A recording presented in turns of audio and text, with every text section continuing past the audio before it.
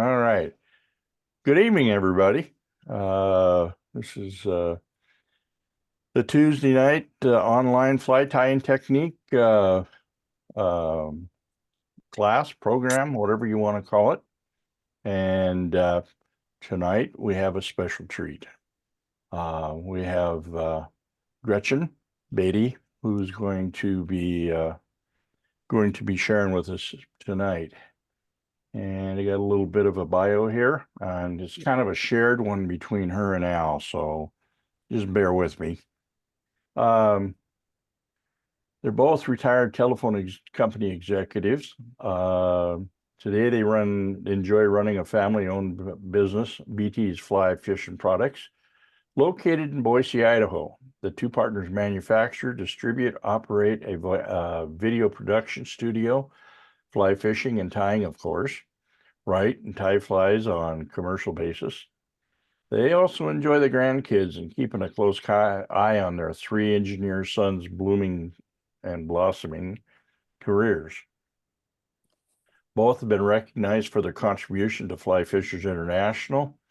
Al was the 1994 Man of the Year and the 99 Buzz Music Award recipient. Gretchen, 2001 Woman of the Year and the 2019 Buzz Music Award. And they are the only couple to receive the FFI Award of Distinction for Leadership and Service, and that was in 2022. A love for sharing their skills with others has opened the whole world to them. Their demonstrations, Zoom presentations, and clinics covering a variety of fly fishing related subjects have been presented in a variety of interesting places the world over in Europe, Scandinavia, the United Kingdom, and of course, North America. Both are regular demonstrators at the Fly Fishers International shows and for the International Sportsman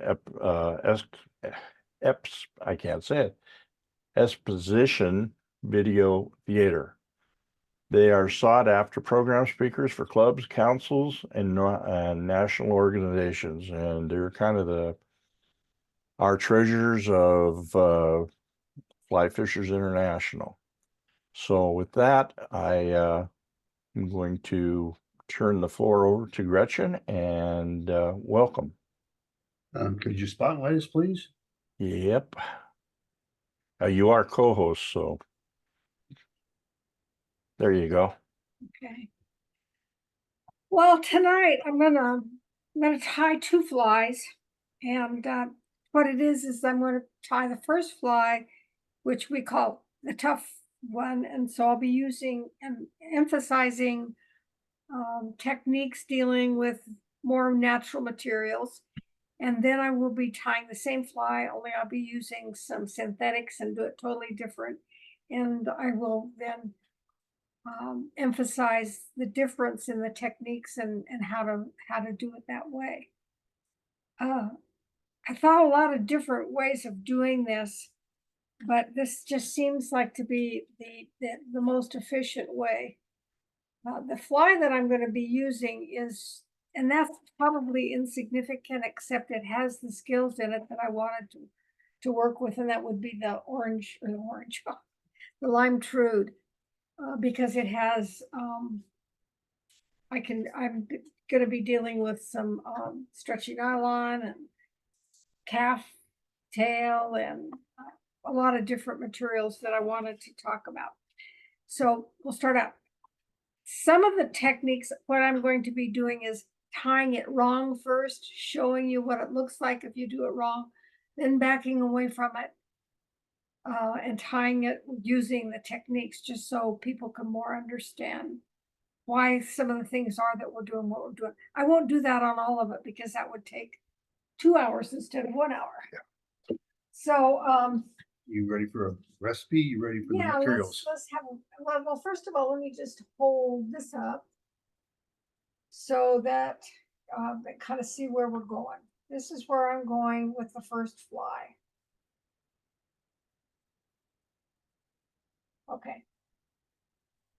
Materials. So I'm just going to use a 1XL dry fly hook, and I'm going to be tying in a size 8. so that you can see it. Black thread, I will also be using some lime thread on the second fly. Mousse or synthetic tail material, copper wire ribbing. We're gonna, for the body on one, I'll be using floss and peacock. On the other, I'm gonna be using totally dubbing. Wing, calf will poly yarn. And hackle will be a brown and grizzly mix. Normally, I would just be tying this fly in brown, but I wanted to talk about tying two different hackles on and some things that you need to watch out for there. So that kind of takes care of it. So you can take a look at the materials over here, and it looks like we've just got a big pile of stuff, which is pretty much what I've got. This is the mousse that I'll be using for the tail material the first time. And then here is a makeup brush that I'll be using for tailing material on the second fly. Here's the dubbing I'll be using, stretchy nylon, thread, dubbing wax, so you can kind of see. And then here, you take a look, you can see I've got some hackle all ready to go. I've got my poly yarn here, my wire here, and you can kind of see where I'm going. So let's get started.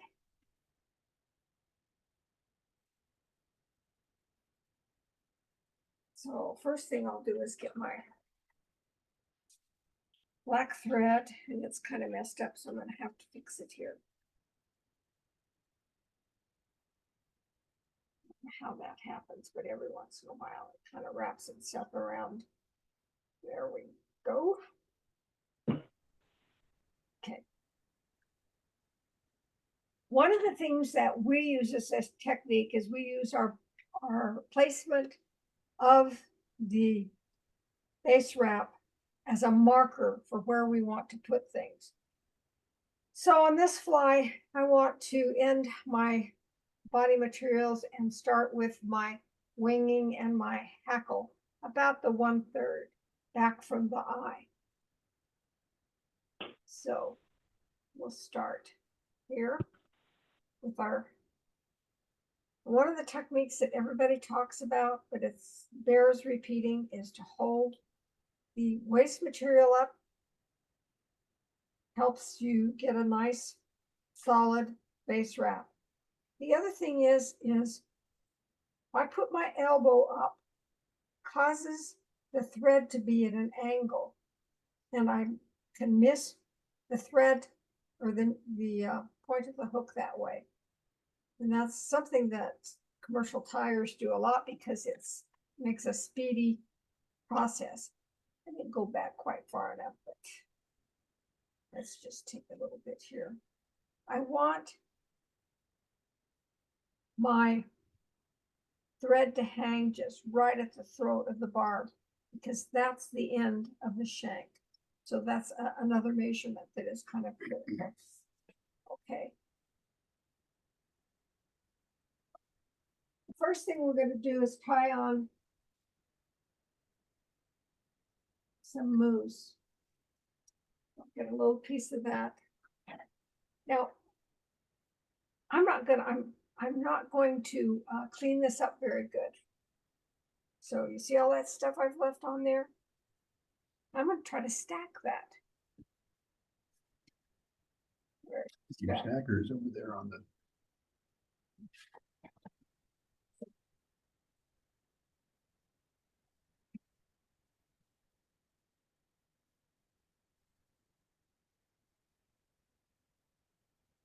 Always a little strange to go from my tying bench to Al's spot because I don't have all my stuff. So we normally clean out all of this extra stuff. And if you don't do that, I want to show you what happens. See how bulky that is? And I'm still, when I get down here, going to have about the same size of a tail. So you need to get rid of all that stuff. It doesn't provide anything that we want to have. I think probably, I don't know if I can get rid of it now that I've stacked it. Let's see here. There we go. I'm probably going to have to restack that. You know, I think I'm just going to start over now that I've made my point. So when you take a look at this, you can see all of this stuff down here. And then if you kind of fold this like this, you can see all the different layers. You want to get rid of all of those layers and only keep the 2 longest layers. I'm going to go over here to the bin and clean this up a bit.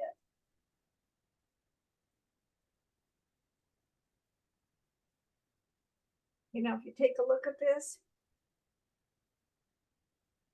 gotten rid of most of that stuff.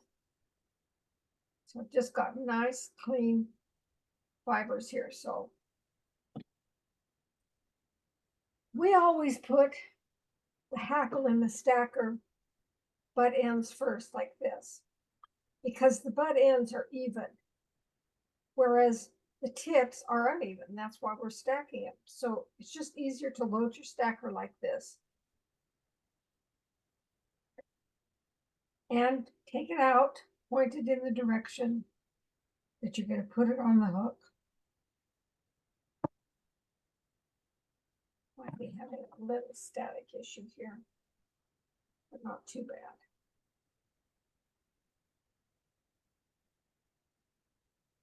Want to measure it, the length of the shank for this dry fly. That's the length of the tail that I like, and I think that's pretty consistent.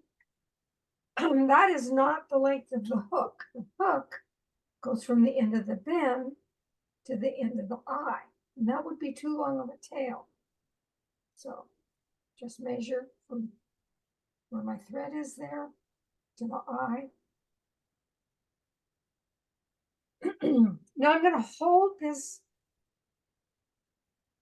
hair towards me and kind of up off of the hook a bit. Do a nice finger thumb tuck, come down on it and tighten it. Hair it compresses, and because it compresses, it will flare. So if I take this and pull down really tight, you can see how that hair flares. That's not how I want my tail to look. So the solution is, where I tie it on, I tie it pretty tight.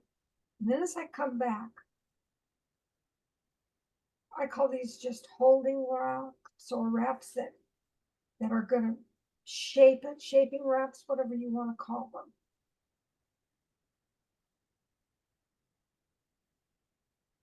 Now we want to just trim off the excess. That's our tailing material. The next thing I want to do is now I could have started that with my stretchy nylon that I'm going to use as floss, but I didn't do that because I wanted that thread to work with you on flaring the tail. So what I'm going to do now is change. And all you have to do is just tie over both the thread and the end of the stretchy nylon and clip it off, and you can change. And then we'll change black to the black here pretty soon. Stretchy nylon, when it doesn't have tension, is kind of fuzzy. But when you put tension on it, you can see that it makes a nice, smooth body. Now what I'm going to do now is get my copper wire. I could have tied that on when I did the tail, but we didn't do that.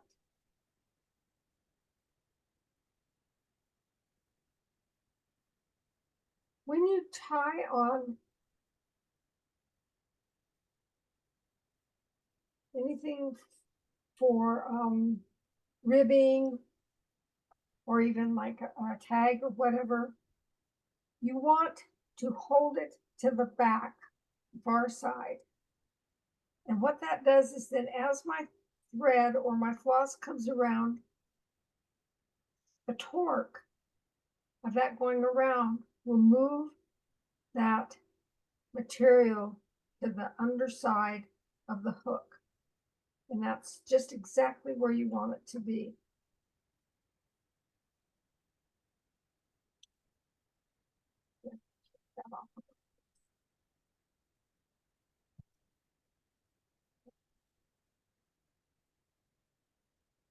I think I'm gonna do another wrap. I can see a black thread through there, so I want a little better, a little thicker, smoother. Okay, now I'm gonna get rid of that material.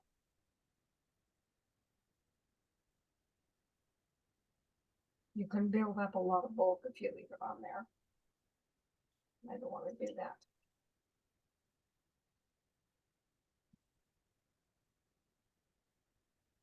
Now, as you can see, my copper is back, the back side, almost underneath. And that way, when I come around, I can be right close to the end of the body and start my wraps and my angle. And you want to make the angle the same as you come around. Even wraps. And that just takes practice. I don't know if there's any real secrets to it or not. But where you can get into trouble with copper or with any wire or any ribbing is how you tie it down now. Because you can tie it down improperly or, I don't know, not tight enough and it'll start loosening. So what I've started doing is I wrap my thread around a couple of times and I hold real tight on that copper and then come up and take some wraps. And that seems to hold that copper nice and tight for me. The question now is, do you helicopter it or do you cut it off or what do you do? I don't seem to be good at that. So I always just come here and I put the wire way back in my scissors and clip it off. And I know that makes a lot of people kind of nervous, but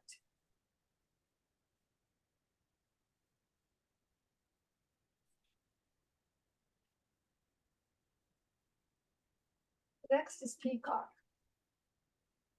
I'm going to use just a single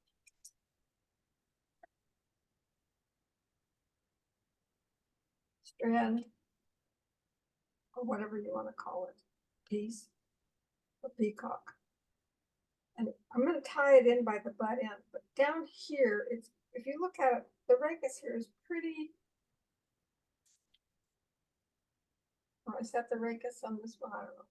Anyway, the stem is pretty thick down here. So I'm going to clip it off.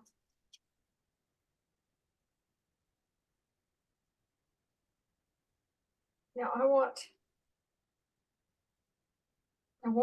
it to, the shining side, oops, this,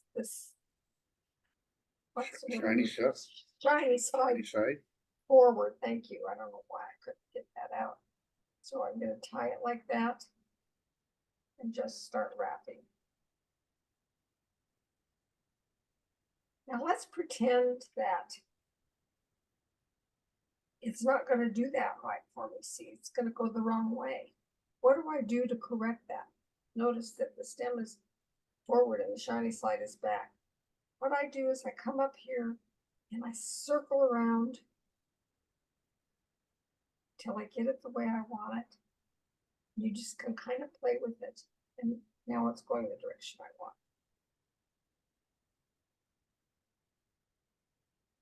Tight wraps. And tie it off.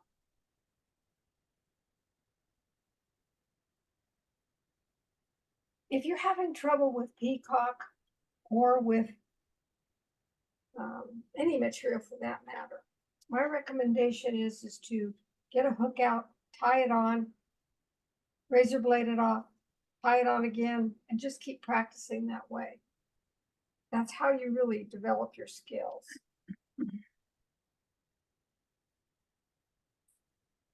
Let's talk a little bit about our friend here, calf tail. Calf tail, if for one thing, if you look at it, the tip is a different textured material, and oftentimes it's twirly like this, so you want to avoid it. This is a real crinkly calf tail that I've selected. And I have to say, when I first started working with calf tail, I had a lot of problems. And I couldn't figure out why. And I was quite discouraged. Well, here's what I did. Look at all this nice material. Well, I don't want to waste any. So I'm going to get it clear down here because there's still some good fibers there. Oh, I like those fibers. And I'm just going to clean off this very little bit of stuff there.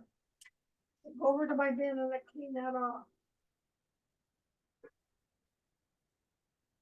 Now I'm going to stack that. That'll all just stack up and they'll all be the same. Put it in my stack.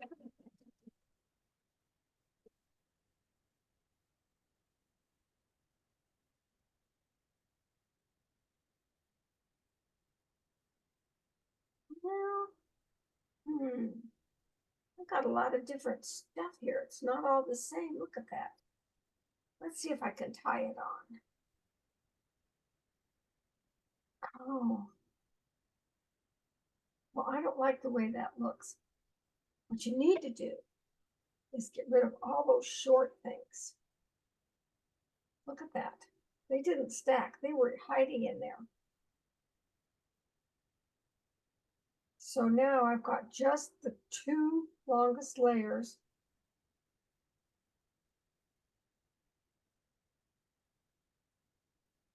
And I won't have a big bulky bunch right here. So I do have a short one there. Let's get rid of him. I want the tail to go halfway back, or the wing to go halfway back to the tail. Calf tail will compress. So I can make a fairly nice ramp here for my hackle.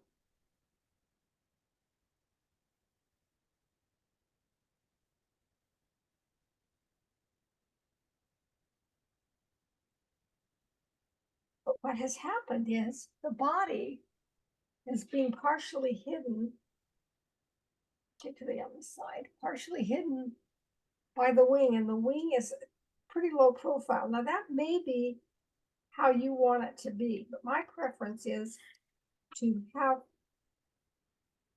that wing at a more of an angle. So back here is what we call the pull point.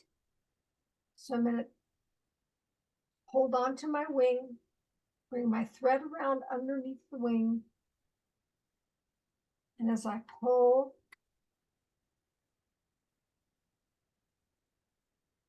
I'm going to do that one more time, go this way. One more time.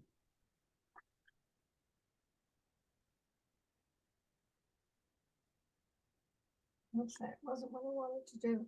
Sorry about that. Come this way. Just look down for your pull point, sweetie. Oh, did I? Is that Yeah. what I did? Yeah. Thank you. Oh, I did, didn't I? Okay, there we go. Don't do that. Okay. Now I've got that wing sitting up nicely off of the body.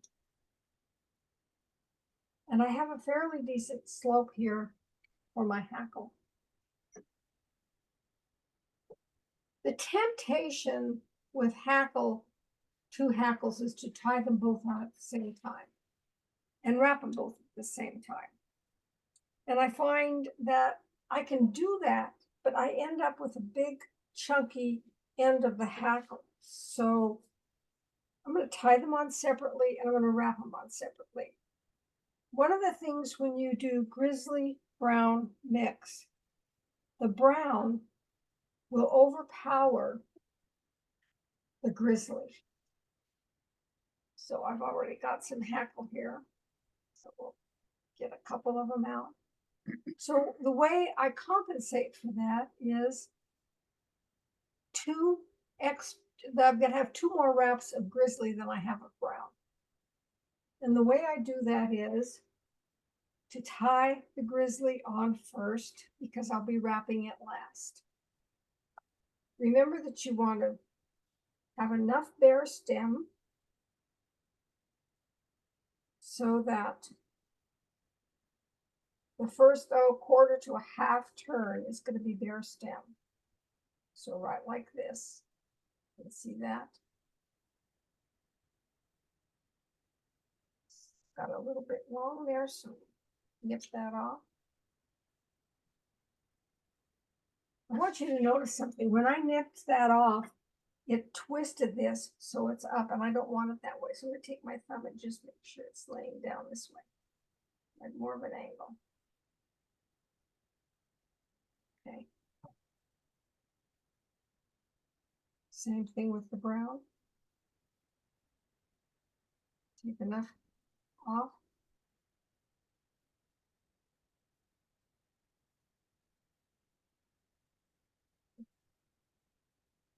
Now, again, I want to mark a start or a stopping point. Normally I would stop my wrap right there because that's about where I want to stop wrapping my hackle. But I want to stop wrapping the brown back here. And notice I'm going to leave enough space between the wing and my first wrap for my grizzly. And then as I wrap forward, I'm going to leave spaces, just tiny little spaces. So these are not tight against each other. And I'm going to take a couple of wraps over the top of it and just trim it off.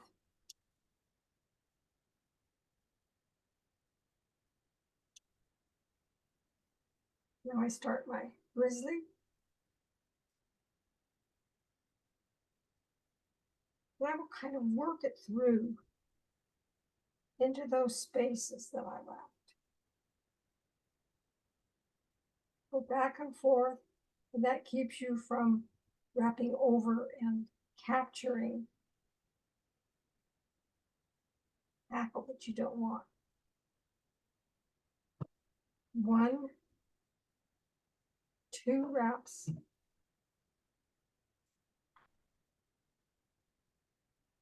Now, this is something that we've done for quite some time, and it allows you to have a fairly small head. Instead of just cutting this off and then having the end stick up and try to cover it, I take my fingers and cup them. So I'm cupping them like this. So cup them, and you see that I've pulled that all back. Except this little one, I don't know where that guy came from. Now I'm going to force my thread against it and force that butt end back into the wrapped hackle. Pull it out, trim it off. And it just is laying back in there, and you can't see it now.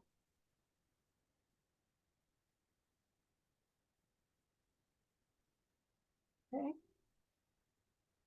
I'm going to do a good whip finish, and if you remember a good whip finish, I think I'm going to take a couple more wraps back here. I don't quite enough room for. There we go. Start the wraps back right against the hackle. And each wrap comes forward. What that does is it keeps the thread underneath the wraps. So this thread right here now is going to be underneath the wraps. So when I pull it,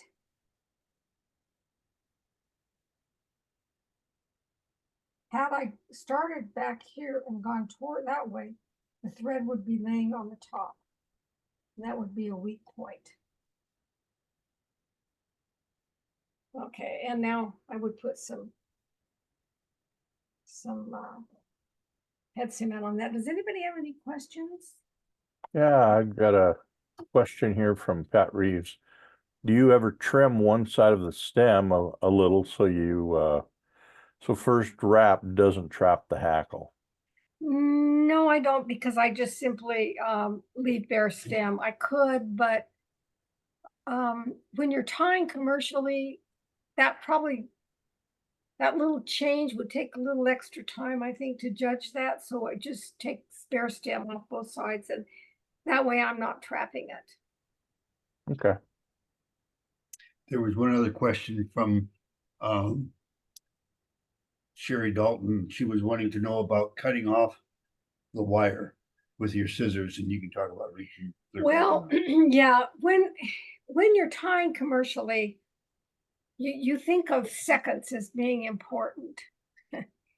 And as for some reason, I have never been able to helicopter, and it takes time. So we've always just used our scissors and cut the wire off, but we don't cut it off down here. We cut it off back. This is where you do most of your trimming of feathers and poly, whatever you're cutting. So you don't want to ruin the blades there, but back here, it's not as significant. Also, these are replaceable blades in these scissors. That's another reason we use them. So I think Al and I both have always cut our wire off that way. Well, the truth of the matter is, helicoptering off doesn't seem to take very much time. But after 10 hours of tying flies, you've got 6 more flies in your finish bin that you wouldn't have had because you reached in and clipped instead of in helicopter. Yeah. Don't sound like much, but a new pair of blades costs a heck of a lot less than what those 6 flies would bring you. And I guess if I practiced, maybe I would get better at it, but I've just never been good at helicoptering it off. I don't know, maybe it's me, but somebody the other day was just breaking it off. I played around with that today and tried to do it, and I don't know, that's something that I haven't, that's not a skill I've got. The replacement blades, do they have them on Amazon? Yeah, I assume they do, but Yeah. But back in the day when we were selling the West clips and the replacement blades, we had to sell them for $20 to cover our cost. You can buy them on Amazon now for about $7. I'm not even sure you want to dig around trying to order blades for them, where you can just buy a whole new set of scissors. Yeah, and somebody wants to know if we use different scissors, I guess, for different flies. And I use one pair of scissors for every fly from start to finish, Yeah. regardless of what I'm doing. This is pretty much all I use. It's in our hands so And I doggone keep much. it in my hand all the time. All the time. Sometimes we'll stop to cook dinner. We'll be halfway through cooking dinner before we find out the scissors are still in our hands. And be careful. If you go like to Joann's and buy whisk clips, they're not going to be the sharp points. So you want to be sure to get the sharp points. There's 2 different points on whisk clips.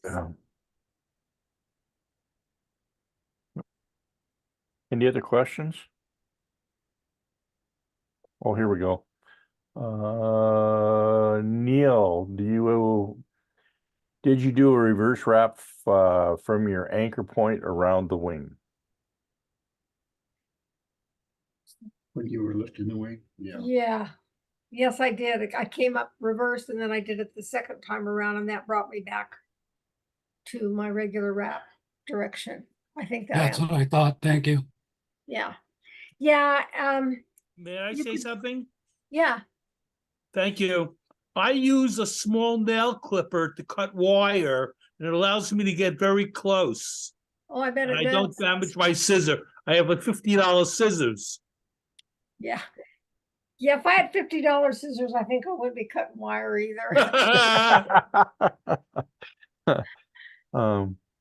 Let's see. John asked, where do you get replacement blades? And I think we dealt with that already. yeah, you dealt with that. And then Joel asks, I agree with cutting. Fine wire breaks just okay. I agree with cutting. Fine wire breaks easy, but not the heavier wire. Just cut and keep going and replace the blades, period. Yeah. We have some expensive scissors And we don't cut wire with them. And I don't even tie with them mostly. They're mostly in the drawer. If I'm gonna mess around with, oh, let's say, trying to do Atlantic salmon flies or, something like that, real futzy, I might get out my fancy scissors, but for my everyday tying, this is what I use. 99% at least. Yeah. Okay. Okay, so let's do the next one. Now I'm going to show you kind of the differences of tying. You saw this was pretty much natural material.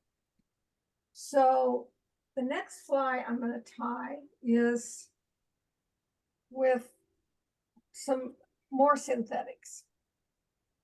So this is where I'm going. So Al, if you put that. Oh, you want to get a hook? Yeah, I'll get a hook and the vice one. Yeah.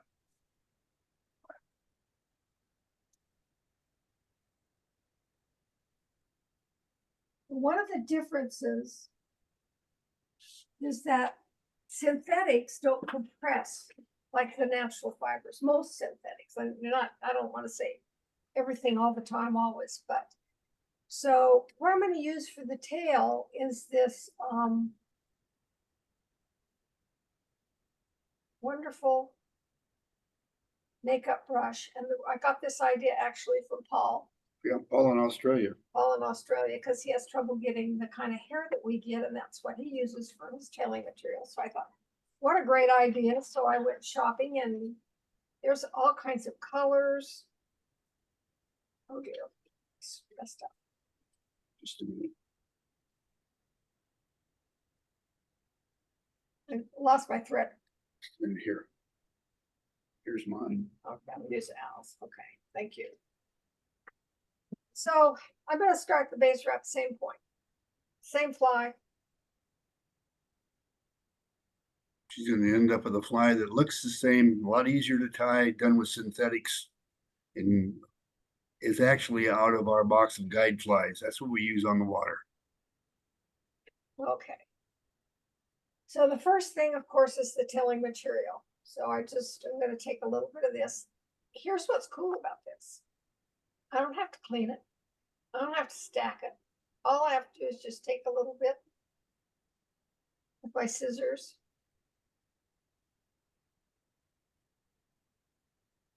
Cut it. Got a little more than I needed, but look at it's all ready to go. When you cut it off the brush, it's ready.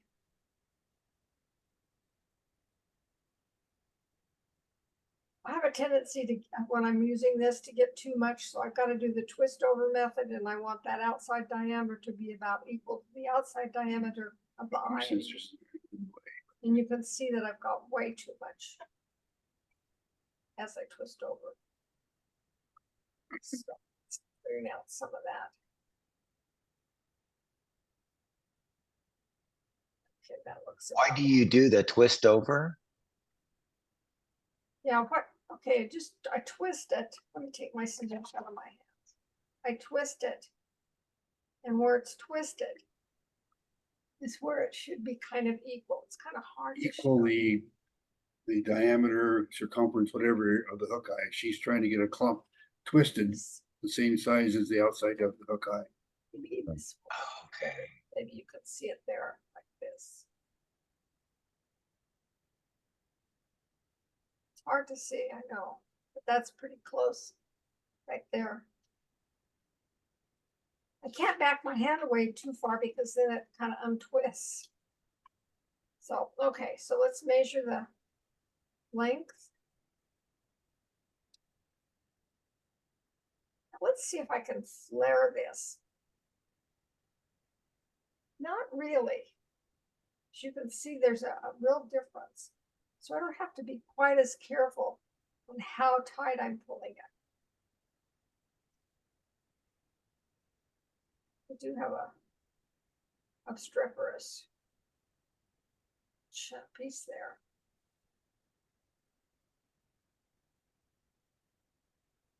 Well, Darn thing. there. I think I got him now.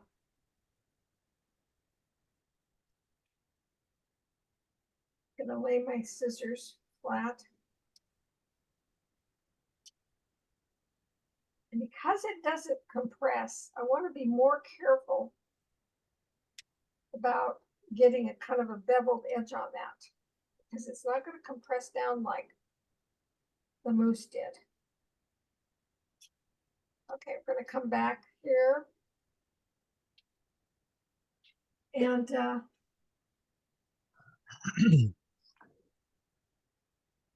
I thought about doing this just for fun to stay consistent. So I've got some flashy, I'm not sure what the Crystal flash. is it crystal flash? Yeah.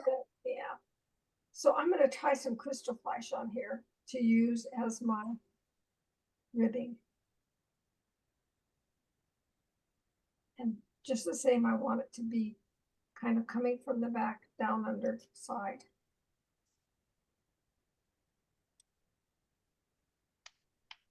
Now, one of the things I could do, and I thought about it, but I think I've kind of changed my mind. I could, yeah, maybe I will. If I dub with black underneath my dubbing, when it gets wet, the black will kind of change the color of the dubbing, make it dark and maybe kind of muddy looking. So if I were to put on some lime thread and use that when I'm dubbing, my lime dubbing will stay more true to the color. I'm going to use, this is Double Magic.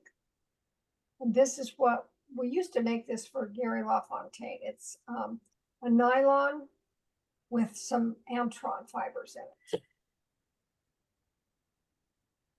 And I want to use some dubbing wax, so I'll just get some tacky wax, regular old tacky wax. And I wanted to put this up a little high so you could see what happens. If you're showing too much, it cuts it. And eventually you start getting glops like this. You can see that. So what I want to do is turn this down a little bit. And instead of stroking it, which is more likely to cut it, I'm just going to touch it. I do have some glops on there from showing you, but I'll deal with those.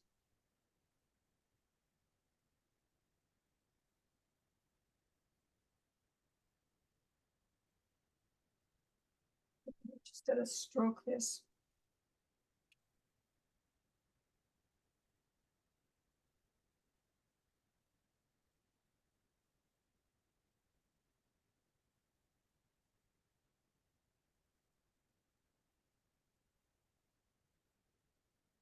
Twist it clockwise. My hands are dry. Oh.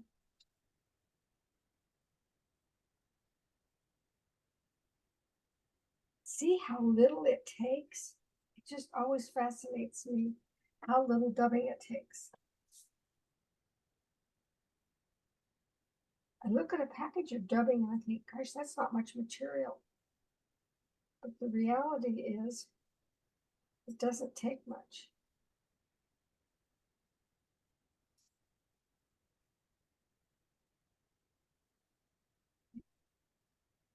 Let's wrap this. Oh God, dubbing stuck to my hand.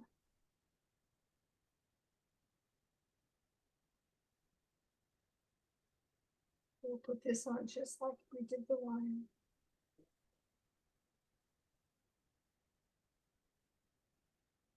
And there again, I'm going to wrap around it once. Bring it up tight.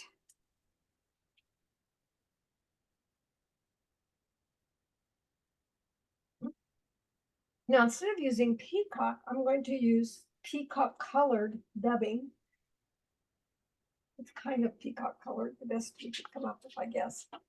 And I'm going to do what Gary LaFontaine used to do, and that is I'm not going to twist it. So let's put some dubbing on. Let's get kind of misses. Just over here.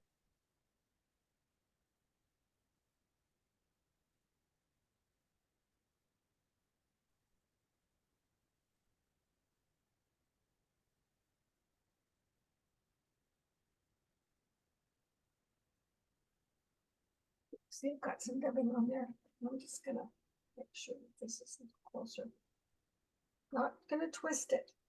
I'm just gonna wrap.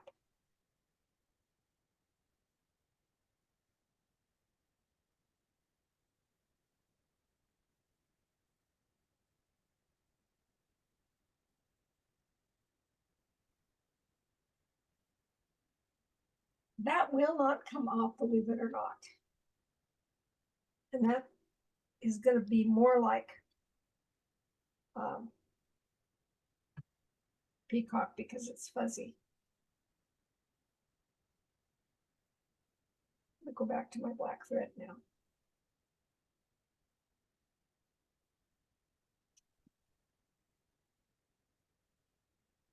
The other night, and I can't remember, sometime in the past, the question was asked, can you use Antron for the wing instead of poly? And that answer is yes. However, the light will be refracted different and it will look different. As you can see, this is Antron. And see how straight those fibers are? As compared to the poly that you'll see here pretty soon.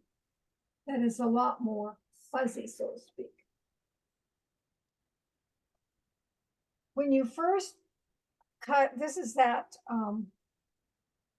slipper yarn. And as you can see, when you take it out of the skein, you've got knots. So normally I prepare this ahead of time, but I didn't want to do that this time. I wanted to demonstrate the way we take these out. We just take the bodkin and just go through those knots like that. If you try to use like a mustache comb or something, it's a little harder to do. It actually works better this way. Now, if you take a look at this and you can see how it differs from the Antron. Now that's too much, so I'm going to get rid of some of it. And this is probably about how much we want. This doesn't compress. So if I were just to tie this on like this, I would have a pretty big cliff here to work with. So what I'm going to do is I'm going to take my poly and divide it in about half. Set half of it down on the tying bench. And I'm going to tie this little bit on first. Back to halfway back to the tail.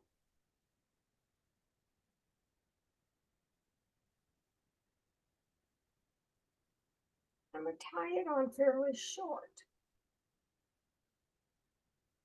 And I tried to kind of make a bevel there. Now I'm going to get the other portion.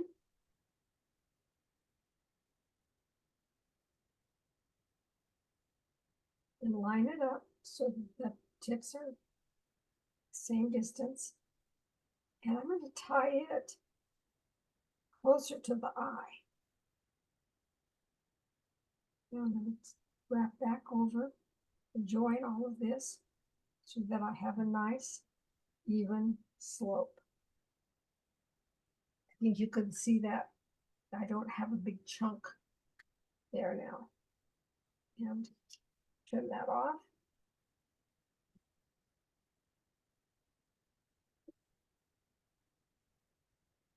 Go back to my pull point.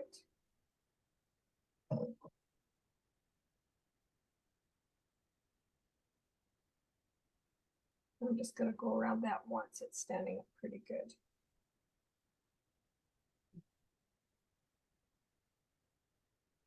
To mold those a little bit. And they're not quite the same, so I'll just trim them a bit. Okay. And now basically the hackle's gonna be the same. I'm going to tie the, let's see here, there's my brown, where's do I have? I'm gonna have to get another piece of grizzly.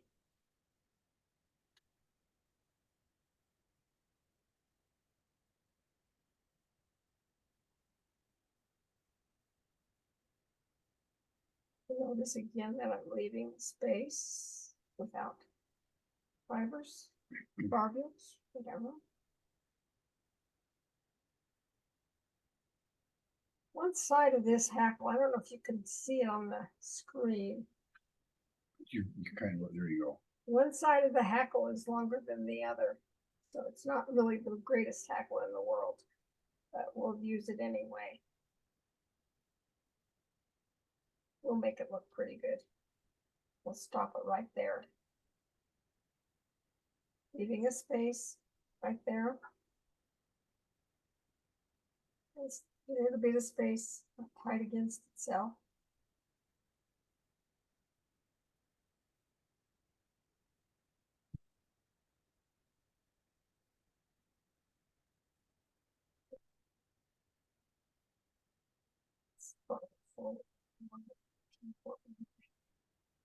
I'm going to do that over. Sorry, guys.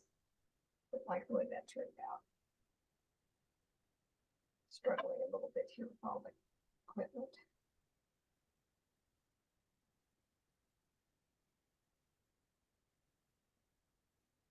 Start there. Let's see.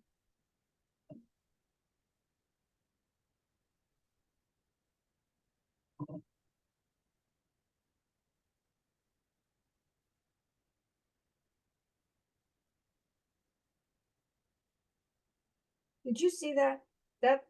That's putting the shiny side to the back, and that's not how I want it. So I'm bringing it towards me, twisting it around in this direction, and now it's going to go the direction that I want it to. It's just a little trick that you can use to get the hackle going how you want. If somehow you get it tied on, it's not doing quite what you want it to do. And now let's just take 2 wraps over this. Trim it. Whoops, we don't want to trim it, do we? Forcing it back into itself. Pull it forward, trim it.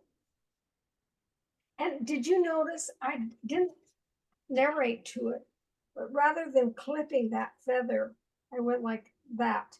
And that was so that I didn't inadvertently cut off some of my hackle. That's another little tip when you've got a bunch of material. Now I'm coming forward to the eye. And put off my hackle. And there we go. Any questions?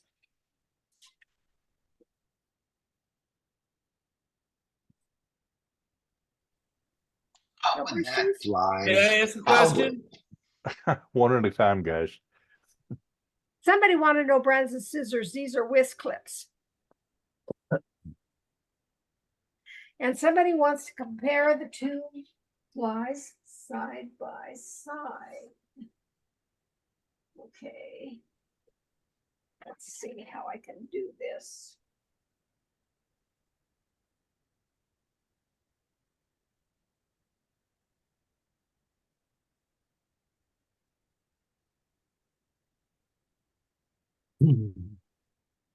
Well, all I can tell you is a lot of years on the water as a guide. The one in the vise is the one that was on Al's boat for his guide fly.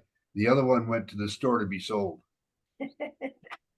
That one looks a lot buggier and a lot better.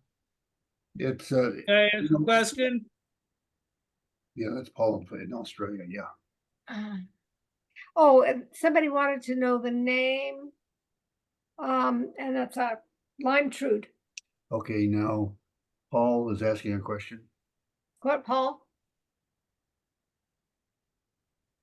May I ask a question? Sure. Yeah. When would you, I never saw a fly like that. When would you use that? Time of day or a season or what? Well, I would use it more as an attractor, when the fish aren't rising, probably. And fish it just like any dry fly, probably over some big deep holes where I know that there's some cutthroat. That's probably where I would use it, but you would use it just like any dry fly. And if you go with the theory of attraction, you probably would not use it in an area where you have red cliffs and kind of a lot of red clay soil around. You would use it more to match the green of a forest, the ambient tone of a forest. Those are kind of some things I take into consideration. Thank I you. had- I have used it on the lock saw pretty significantly, that, or we usually use that or a stimulator a lot there. Yeah. I just purchased 12 of those scissors on Amazon for $11.99. For all 12, 12 of them for a buck, 11? $11.99. Oh my goodness. You got a Hey, deal? with Because that's I less have than to a tell you, buck. the ones that I was using just a few minutes ago, I paid $7 for it, one. Not even that, but I get free postage. Oh goodness. Paul, for you, Paul, that's great, huh? yeah, who you like? Paul is buying a couple of books that, for a couple of the books that we wrote, it's costing $94 to send it from the US to Australia. That's what his signature costs to get it from one end of the world to the other. Wow. Joel Evans said also the first one using wire ribbing and the second synthetic ribbing, so the second will float longer and better without the weight of the wire. That is true. And depending on the dubbing, you probably wouldn't want to use a dubbing that is wool. Would want to use a synthetic nylon or something that won't absorb the water quite so much as a wool might. Which the both of those dubbings I used are synthetic nylon and Antron. I really like how you tie in your ribbing your wire and also the flash that you put in there with the double wrap around it, and then you take it around the hook. But you put your thread around the material first and then wrap it on the hook, and then boy, that locks it right in. I saw somebody do that, and I would give them credit, but I can't remember who it was that I saw that from first. There were several places that we saw it on Zoom, but we actually published that tip in Flight Tire magazine about 3 years 3 ago. years ago? Yeah, I can't remember. I think the guy was from Spokane, if I remember right. But again, my memory Yeah. is not as good as it used to be. You pick up things as you go along, and sometimes it's hard to remember how long. Okay, can you show the difference in poly and rayon fibers? I don't have any rayon fibers as such. Just straight rayon fibers. So I guess the answer would be no. I don't think we have any rayon fibers. I don't know. Yeah. Most of our fibers are here, and I'm sorry to give you a bad answer, but they fall under the word synthetic. I have no idea what they are. One of the things that Rick wanted me to show again was the folding of hackle that I did a couple of weeks ago that some people didn't see. I had demonstrated I believe it was a spruce fly, wasn't it? And had some trouble folding my hackle. So I was using pheasant, and it just wouldn't fold the way I fold most of the time. So I came back the next week and showed this technique, and that's where you take this little, I took this little piece of, I'll flip it over and I'll go to the other side, the bigger side. There you go. okay, took this piece of foam and I made slits in it. And then I took a Sharpie and drew along those cuts because sometimes it's hard to see it. And then you just take the feather and stick it in there and it comes out folded. And it wraps really nice on the thread. Now this is pheasant. That works so slick. Which I just really had trouble folding, and this doesn't. And as you can see, that's just a block of foam. However, they're commercially available from several organizations that, just do a quick Google search or go to Amazon and you'll probably find it there. But It was so frustrating because I was used to just taking my scissors and running it along and folding the hackle, and with the pheasant, that just did not work. So now I do several of these ahead. There was- Yeah, Joe Ayers was the guy in Idaho Falls that I saw first do that. So Yeah. kudos to Yeah. him. Okay. Al, That's a cool tip. Al, That's Jim. Yeah. yeah, doesn't that polyarn have a slight crinkle in it? Yes. And rayon doesn't. Rayon is just as smooth as can be. But it has a real vibrant colors.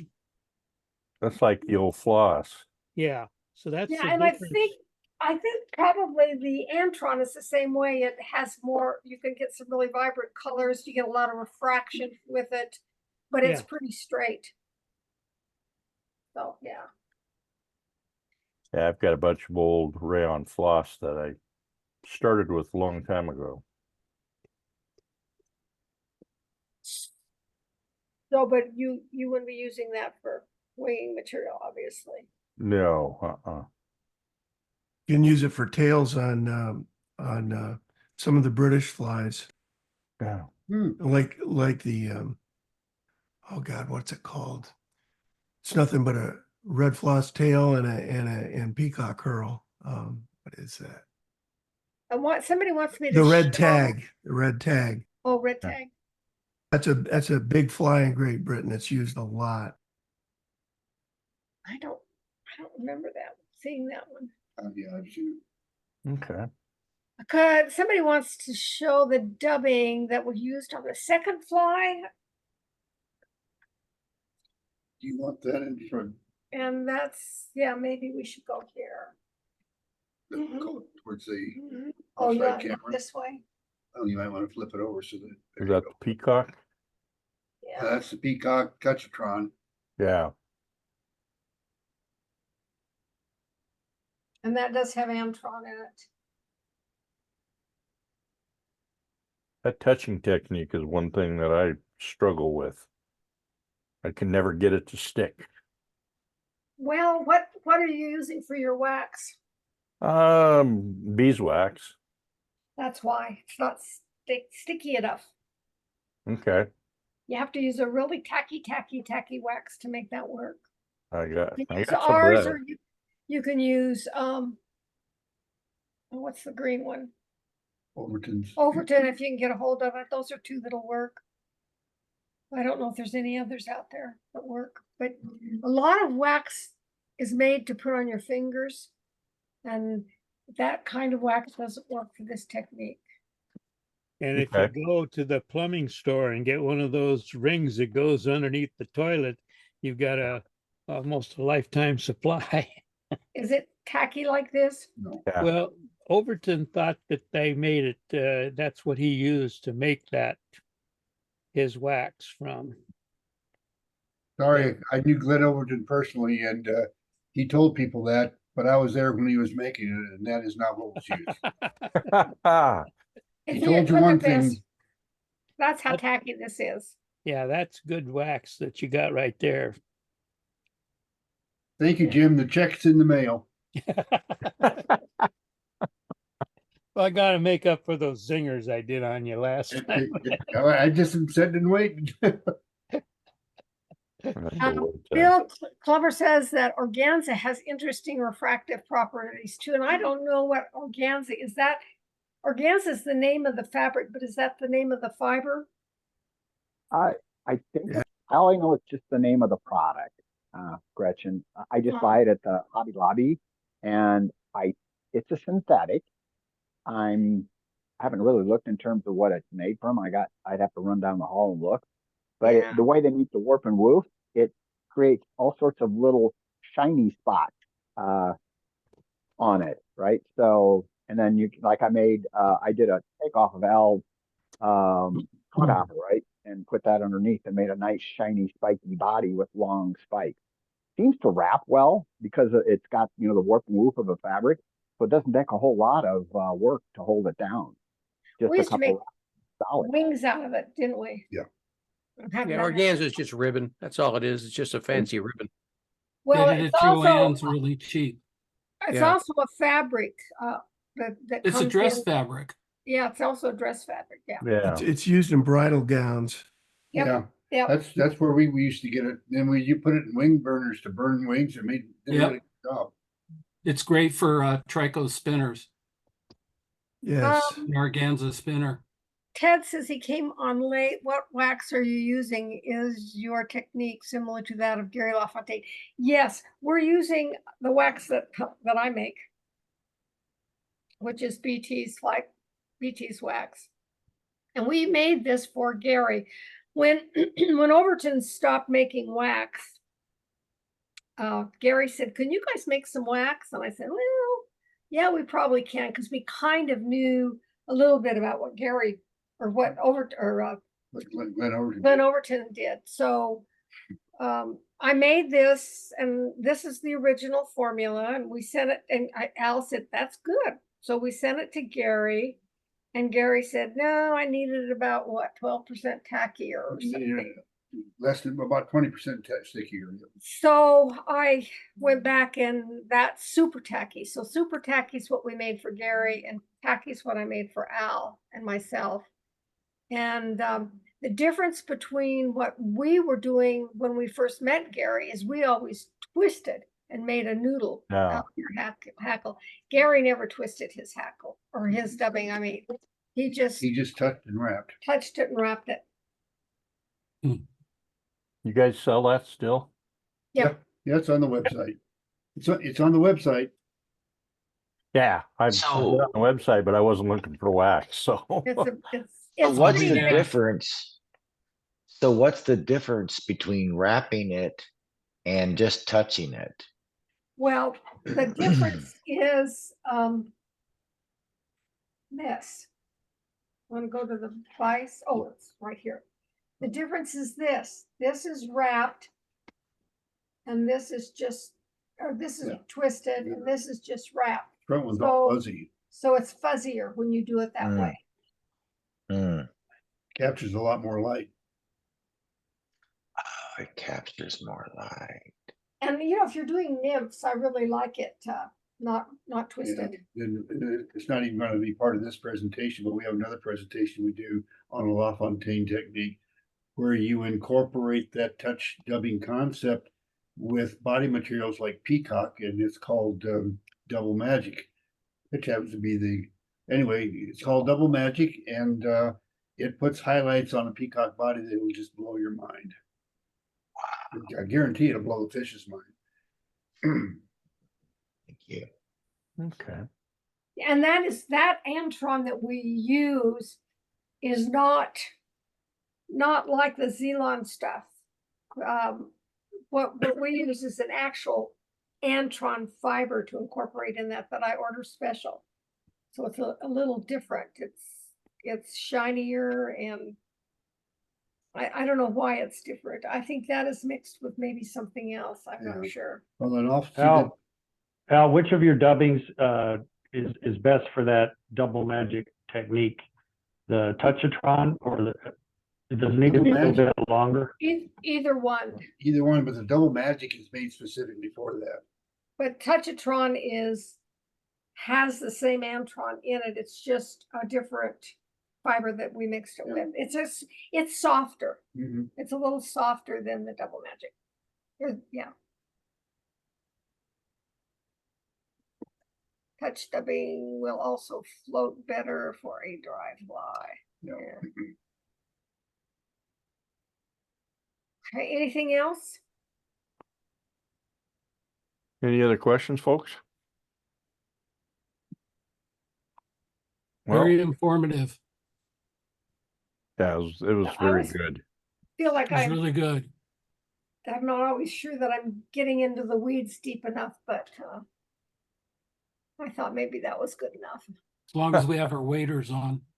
Yeah. I woke up this morning thinking, okay, I could do this and I could do that. And I thought, wait a minute, you need 2 hours to do all of that. So I had to back off a little bit. Trust me, Gretchen, if you wanted it, you could have had it. Oh, but I'm not sure I can sit up and do it for 2 hours. Absolutely. That goes for any of our demonstrators, instructors. So Yeah, an hour was plenty. That's all people probably. Does said. this go on the FFI website then, or on yours, Al? It it doesn't goes go on. ours. It won't go anywhere on ours unless they send it to us, and they've sent some and some they haven't, so we don't know. Oh, let me know which one you don't have, Alan. I can get them to you. Well, we'll have to talk you about this can offline. you can grab them offline as well. Yeah. But yeah, it's on the FFI YouTube channel, and also what's the other one? It starts with a V.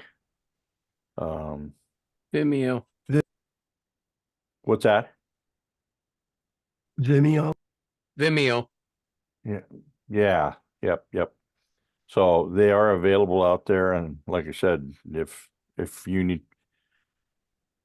want it, all of them, Al, I can get them to you with no problem. So anyway, before we finish up, and we thank Al and Gretchen very much for their time tonight. The next class will be the 12th of March. It will be Joel Evans, and he's going to be teaching flies and jig flies and the various ways you can use them and tie them and so on and so forth, which is something I've never gotten into. So I'm looking forward to that one a lot. And then after that, we got Tim O'Neill from Norvice, Alan Curie, is that right, Alan? He must have left. Anyway, Britt Davenport, she's one of the ambassadors for Norvice, and the last one will be on the 30th of April, and that's Gunnar Brammer, who is probably one of the best bucktail manipulators I've had the pleasure of watching. So he'll be sharing his skills with us for that. So Gretchen or Al, anything else before we wrap up? No, it's time for Midsummer Murders. Okay, sounds good. All right, I appreciate you all. I thank you very much for attending, and I look forward to seeing you on the 12th of March. Thank you. Take care. All right, all. Take care. Bye.